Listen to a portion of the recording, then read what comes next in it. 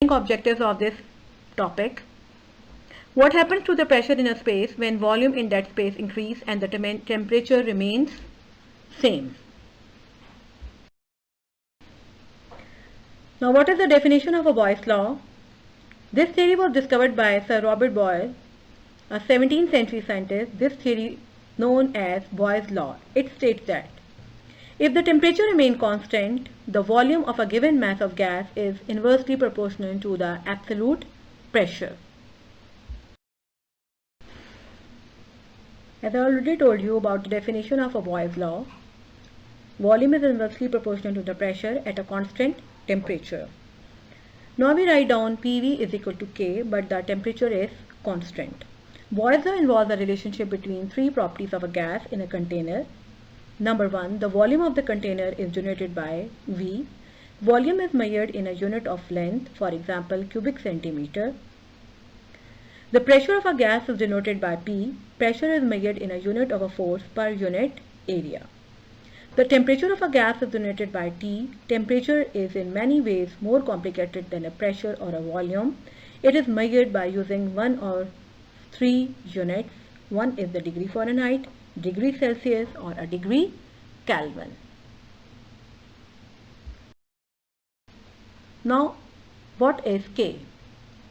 Pressure volume is equal to at a constant temperature. The value of constant K depends on the units used for the other quantities, but once the units are fixed, K is also fixed. That's why we said that K is called a constant of proportionality. How we represent the Boyle's law by graphical representation? This graph shows the volume and pressure relationship at a constant temperature.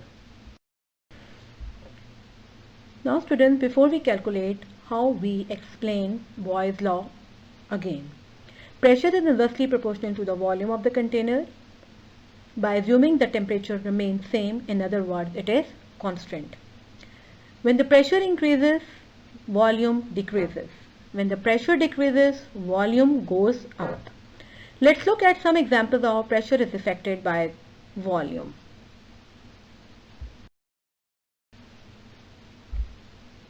Now I already told you volume is inversely proportional to the pressure. PV is equal to K. K is a constant. P1 V1 is equal to P2 V2. P1 is the initial pressure. P2 is the final pressure.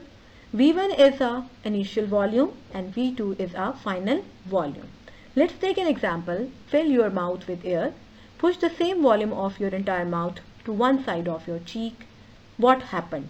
Was there a change in temperature in your mouth when the air was shifted? Let's take another example of Boyle's law from daily life. A very important volume and a pressure relationship when the temperature is constant. When you're having a time test, the volume of a time is decreased. Will your pressure increase or decrease? Another one question is, when the volume of exams increases, how is your pressure? This is an experimental determination of the Boyle's law. We take an example of a syringe. When the plunger is pulled out, the volume within the chamber increases and the pressure decreases. Creates vacuum inside the chamber. The fluid available on the other side of the needle gets sucked into the chamber. When P1 V1 is equal to P2 V2, it helps to calculate the decrease or increase of the pressure of a people in the box. Imagine if each of these people were molecules and kept squeezing the box of the people smaller, what would happen? This diagram will also help you to understand the Boyle's law. In this diagram, you see that when the temperature is constant and when you increase the pressure, the volume also decreases. You also correlate this example with the people have been replaced with the molecules. What do you notice? I hope these all examples and help you to understand a pressure and a volume relationship at a constant temperature. If you find any problem, let me know about that. Thank you.